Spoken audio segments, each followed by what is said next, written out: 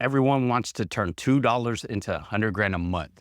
Fortunately for my team, we've been able to do that. And it took a lot of trial and error, a lot of lessons, a lot of pains.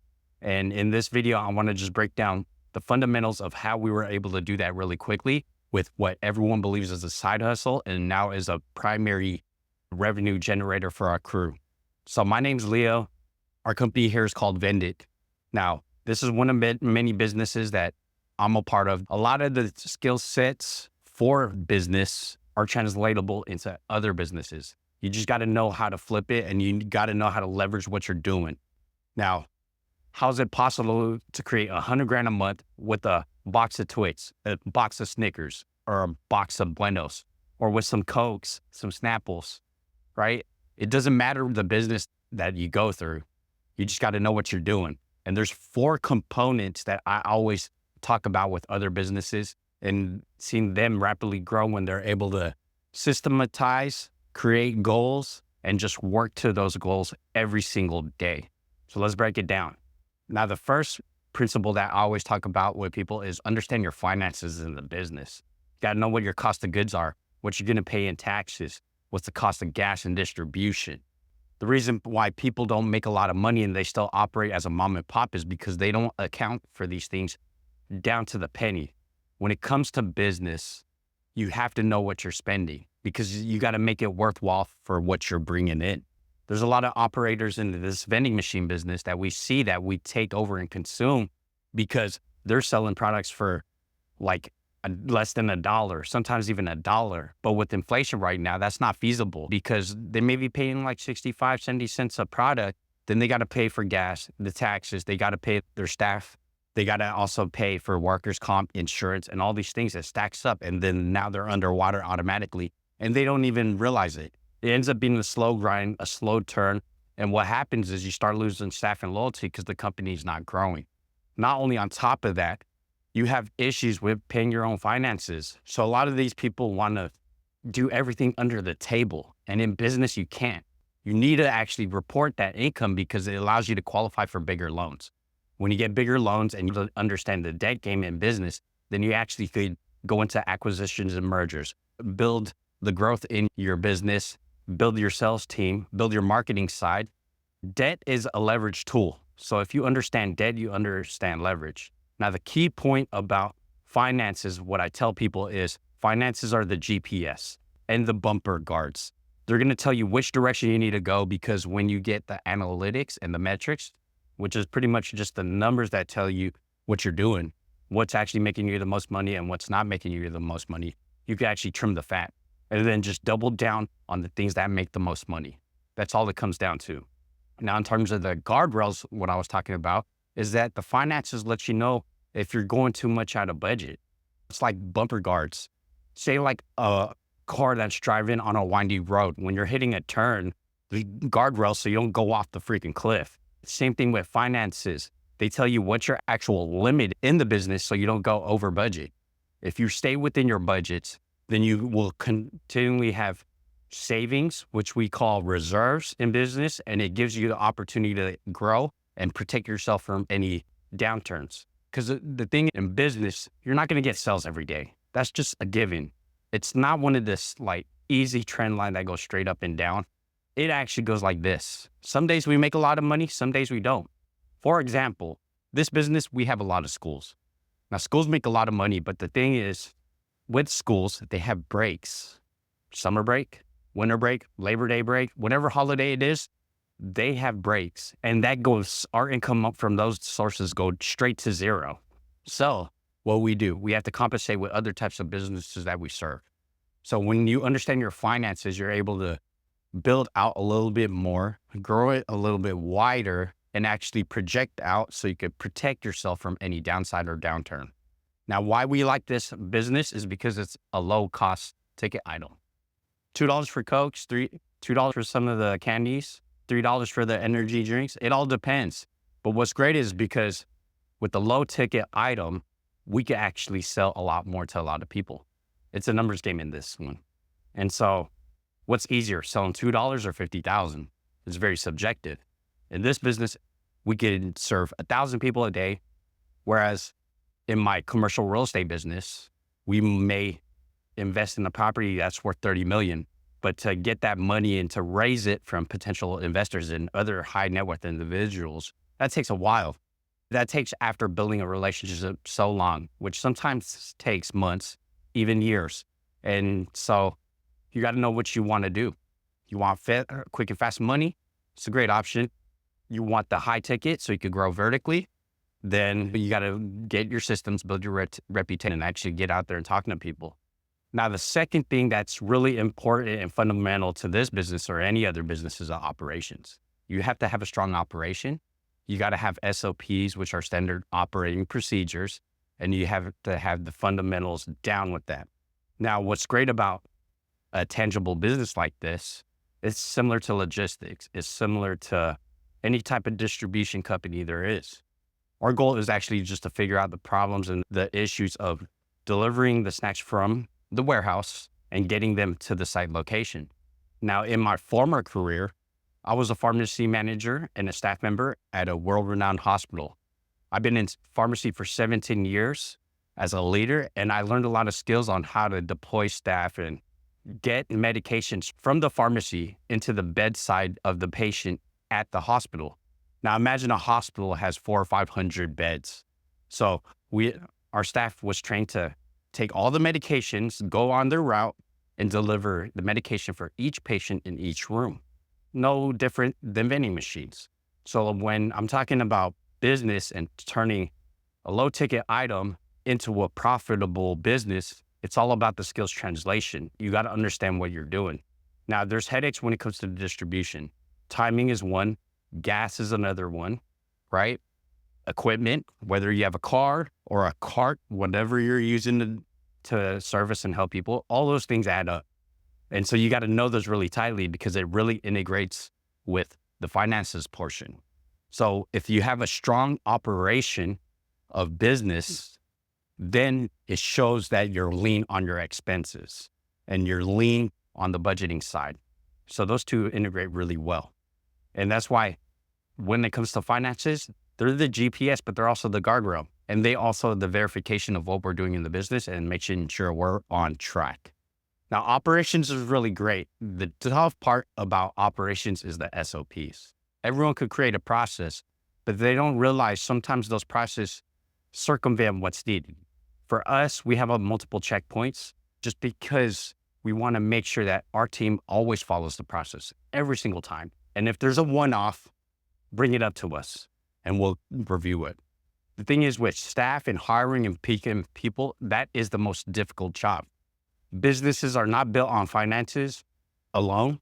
Businesses are built on people. And if you understand the people and know what type of people you need to have on your staff, then you're able to grow a lot better. You're able to eliminate waste and you're able to keep quality service at all times. Now, recruiting is the most fundamental aspect of operations. Operations is the engine. GPS, finances. So if you want to get going in a certain direction, you have to have the proper right engine. Because as you grow, multiple things are going to start intersecting. And now you have to systematize it to eliminate as many steps as possible. The purpose of efficiency and process improvement, which we utilize ourselves, is trying to figure out how we could eliminate as many steps as possible, but still maintain that quality of service and to create results and be able to track data and things like that. So when it comes to the parts of the operations that I think is most important, understand what your true goal is, what you want to do, what the time frame you want to do it in, and then start looking for those people in business. I like to call them the killers. The killers are great because no matter what happens, they have the discipline, the mental toughness, and the ability to execute and hit their deadlines as much as possible. Now, everyone says, oh, but why are you pushing deadlines? It's all about team culture. Culture is important. At the same time, this is a group. We all signed up for this business. We all signed up for this job. Staff applied for it. They got to do it. That's just how it goes. And if people don't want to work, then it's not a good fit. So my team really runs lean. We're actually doing about $105,000 a month to staff members. literally, or actually 7 now.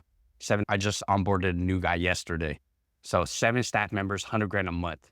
And our goal now, since we already hit the $1 million mark, our goal is to get to 10 mil. So how do we do that? Our systems of acquisition have to grow. And so that leads me to the third one, which is the fuel to the fire: sales and marketing. Sales more important. Marketing is just your reputation, but sales is critical because you got to have people that go out and just get new locations. For me, I door knock. It's not the easiest thing. It's the hardest thing, especially when coming from my background. I was a manager, 17 years.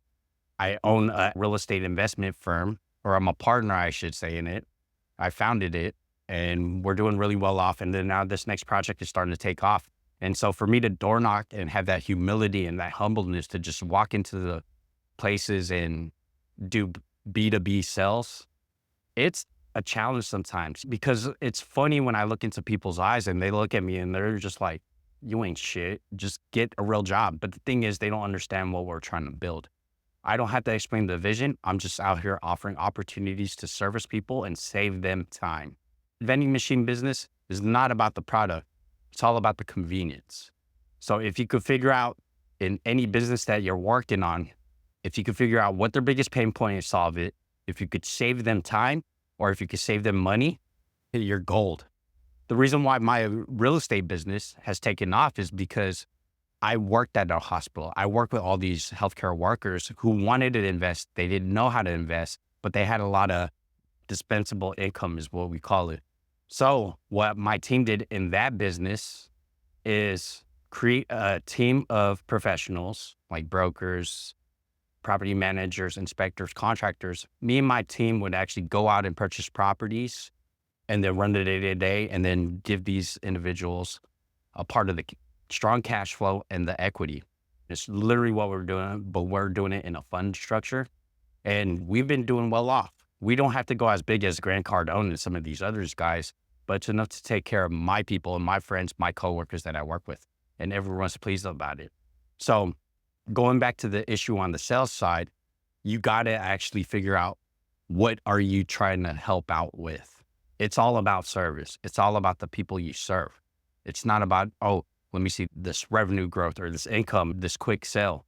That's very transactional. That's like fix and flippers. People who want to just buy a house, fix it up, sell it. I've done that as well too. It's great money, but it's a grind and you have to always get the next deal. Whereas I like relational businesses where once you get into my system or whatever I develop, you're pretty much with me for the ride and we're going to do this together. I believe that businesses are relationships. So the key to sales is actually having rapport, being known, liked, and trusted. But you only build that when you build a friendship. So I like to only do business with people that I consider my friends. And if you're not my friend, you're just an acquaintance, I might consider it, but I take the time to build the relationship first. Now, one of the thing with sales, it's an analytics game, it's a numbers game, but people get very emotional about it. On our team, we have a sales guy and he's constantly calling every day. He's doing anywhere about 200, 250 calls a day. He only gets to talk to about 100 a day.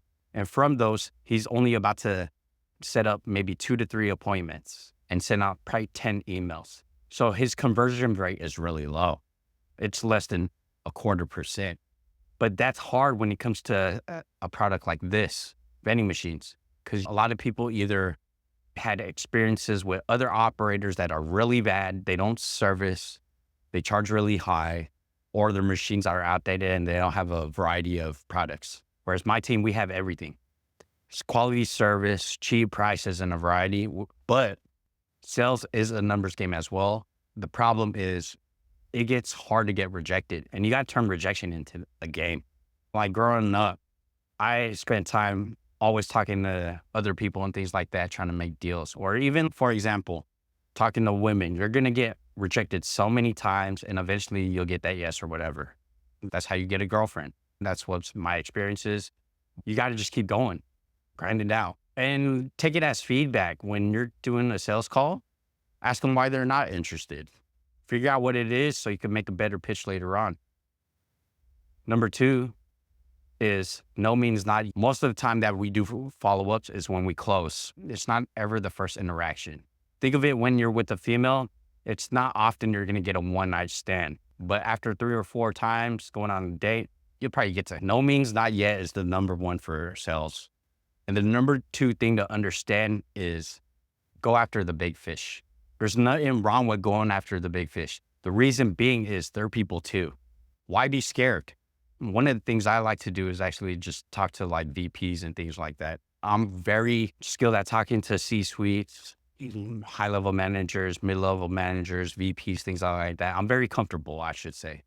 Not skilled, but I'm very comfortable. Because the reason being is we're all people. Everyone has their own perspective. Everyone has their own personality. So it's important to know, just talk to them like they're regular people. Now, when it comes to your products, your lifeline, you got to know how much to sell them for. If you're selling a low ticket item, chances are you won't be able to scale as fast as possible. That's because your scale is lateral. If it's low amount of products, you have to have a lot of places. For this business, for example, we have 200 locations and we're quickly growing and trying to dominate our markets. Now, if you have a high ticket product, like the real estate that I have, I could get an investor for 50, 100, 250 grand. No problem. Boom. But that means when I get like 10 of them, that's like at 100 grand, that's $1 million already. How quick is that? We've done that so many times. And I think it's important in your business, look for the high ticket offers and also a low ticket offer as well too. Because sometimes a low ticket offer translates into the bigger one later on. Now, for me, I don't do that in like my real estate business. I have the real estate business as my high ticket offer. And those are for people that are very sophisticated. They understand investment, the strategies behind real estate. Not everyone's built for that. But also we have the low ticket products with vending machines, selling snacks, drinks, sandwiches, things like that, right? That allows us to actually stay profitable if we're constantly servicing. So that's how I leverage my own personal investment strategy. Now, the 4th thing you got to understand about business and a fundamental that actually helped us grow it is what's your why. That book by Simon Sinek is really a great one. I recommend it for everyone else. And if you want to check it out, I'll tag it down below. But when you understand your why, you understand how you are going to go about and make things happen. So for me, I'm 40 years old. I'm starting a new business, or I'm starting a brand new life in business. No longer am I going to work a W-2 and for other people. I've worked in pharmacy for 17 years, straight out of college when I graduated. And now let's take the skills of everything I've learned, my experiences, my wisdom, my ability to manage and lead teams, and let's go build some stuff. So I started off doing vitamins. It's something I knew. I had a business. It was the e-commerce, Amazon, and I was doing well. We were doing 5 figures a year. The first businesses I started that was actually profitable. But during the pandemic, during the shutdown, I seen that my marketing cost actually tripled in a few weeks. What did that tell you? What did that tell me? It told me that everyone was jumping into this business. It was about to be a red ocean, which means I need to get out because I'm going to have too much competition. And so that's what I did. I sold the business. But that's why finances are important, because when you see certain things go skew, you can make an adjustment really quick. You can make that pivot fast. And that's what I did. I sold the business because my marketing costs tripled and took that money and went into real estate. That's when in 2021, I started the real estate fund, Hospi. We're just partners in those deals and things like that. But during that time frame where we're building the business, I understand operations. So we built a team. I understand the finances. So we're able to properly underwrite the real estate side and actually get good at it. And we understand how it's going to operate. And then at the same time, the lead gen, we were calling brokers nonstop. We're flying out to the places we invest, like Charlotte, Phoenix, Dallas, things like that. And just getting to know people, build teams out there. And then now it's to the point where I could just stay here in the Bay Area and we could talk to our teams that are holding the boots on the ground down. They could hold it down as the boots on the ground. And so it's really great because we have those 3 factors in our business and it allowed us to grow and scale. Now it's the same thing with the vending machines. Know your cost of goods, how much you're spending, how much your gas is. Go deliver properly, deliver on time, keep your machines filled. I see all these videos on YouTube about your machine stocked up and then just wait to refill when it's empty. I love those videos. You know why? Because those are the operators we take out. They're not constantly servicing. When you keep your machines filled and you only have a limited amount of out of stocks, dude, then you're gold. But other than that, we'll dominate anyone who does not actually service. That also tells me that their business is not doing as well as they could be. It's like a gas tank. Why would you keep your gas tank all the way down to zero and then refill it? That's stupid. There's no cushion. There's no safety. It leaves an opportunity for something bad to happen, and then you just get taken out. So for us, we just like to keep our machines filled. That's all we do. So we don't really care what other people do. We only stick to what we do. We'll take feedback and learn from other people and then just try to make things happen. But for the most part, yeah, quality service beats mouthpiece every day. Mouthpiece just gets you into the door. It just gets the tip in. The way you want to keep hitting it and just rocking the world, you got to do a great job. That's all it is.